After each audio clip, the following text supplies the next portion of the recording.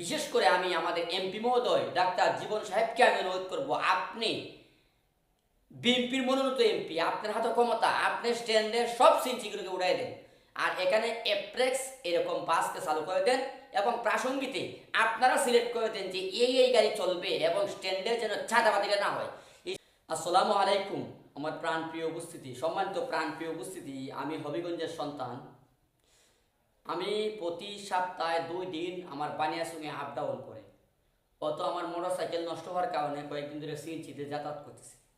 কিন্তু সবচেয়ে বড় বিষয় যেটা হলো, এই বানিয়াসুং রোডে আজকে কয়েক বছর যাব প্রতি মাসে 7 দিন 5 দিন এই বানিয়াসুং রোডে মানুষ ভুক্তভোগী হয় সিএনজি ওসল থাকে। কোনো দিন দেখা যায় উমদনগরে উত্তরপাড়া স্ট্যান্ডের নয়াবাজারের সাথে বিরুদ্ধের কারণে ঝগড়ায় জায়গায় 4-5 দিন বন্ধ। তো এই যাত্রীরা টমটম দিয়া, রিক্সা দিয়া, অটো দিয়া ভুক্তভোগী আসে।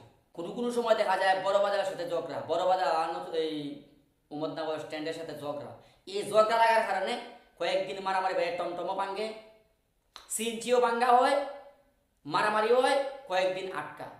এখন দেখেন গত আজকে 3 দিন ধরে এই বানিয়াসুং রোডের যাত্রীগুলা এত ভুক্তভোগীর মধ্যে পড়ছে, এর চেয়ে মারাত্মক ধরনের কোনো শাস্তি নাই। এই বানিয়াসুং এর যাত্রীগুলা হবিগঞ্জে আসতে হলে আমার ভাইরা হবিগঞ্জ থেকে তার বানিয়াসুং থেকে তারা আগে যায় নবীগঞ্জ, কাগাবাসা হয়ে নবীগঞ্জ থেকে আসে হবিগঞ্জ। এই যে এইদিকে 70 টাকা, এইদিকে 60 টাকা, এই 70 টাকা তাদের ভাড়া গিয়া আপনার 60 যদি হয় তো দেখেন আপনি 120 টাকা ভাড়া হয়। যেখানে যদি ভাড়া আসে খালি 50 টাকা অথবা 60 টাকা, এখানে 120 টাকা দেওয়া যাত্রীগুলো আয়।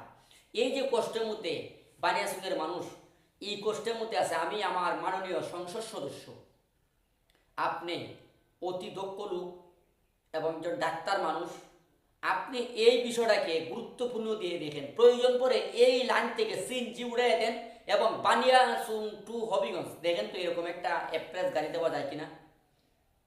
যদি এরকম একটা বাস দেওয়া যেত তাহলে কিন্তু অবশ্যই বানিয়াসুংয়ের মানুষ আপনার প্রশংসা করতো। এই সিএনজিওয়ালারা এত লাঞ্ছিত মানুষদেরকে করে, মানুষরা যাত্রীরা এত ভুক্তভোগী হয়, আমার মনে হয় বাংলাদেশের মধ্যে এর চেয়ে ভুক্তভোগী যাত্রী কোথাও নাই।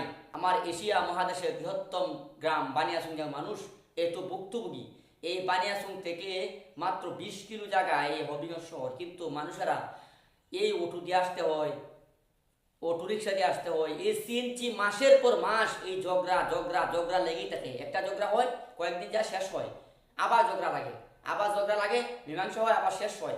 এটা স্থায়ী সমাধানের জন্য বিশেষ করে আমি আমাদের এমপি মহোদয় ডাক্তার জীবন সাহেবকে আমি অনুরোধ করব, আপনি বিএনপির মনোনীত এমপি, আপনার হাতে ক্ষমতা, আপনি স্ট্যান্ডের সব সিনচিগুলোকে উড়াই দেন আর এখানে এপ্রেক্স এরকম বাসকে চালু করে দেন এবং প্রাসঙ্গিকে আপনারা সিলেক্ট করে দেন যে এই গাড়ি চলবে এবং স্ট্যান্ডে যেন ছাদাবাদিটা না হয়। এই সবটার মূল ছাদাবাদ। এই স্ট্যান্ডে চায় কত টাকা সাদা, এই স্ট্যান্ডে চায় কত টাকা টাকা। তো আমাদের দেশে একটা কথা বলে কি, যে ফাটা ফুটালে গোসা খাইয়া মরিচের খাম শেষ। সবটার মূল কিন্তু চাঁদা লওয়া।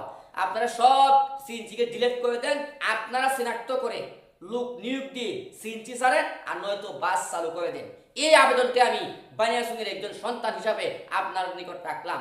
সবাই আশা করি আমার কথার সাথে একমত থাকবেন। সবাই ভালো থাকুন, সুস্থ থাকুন। আসসালামু আলাইকুম রহমতুল্লাহি ওয়া বারাকাতুহু।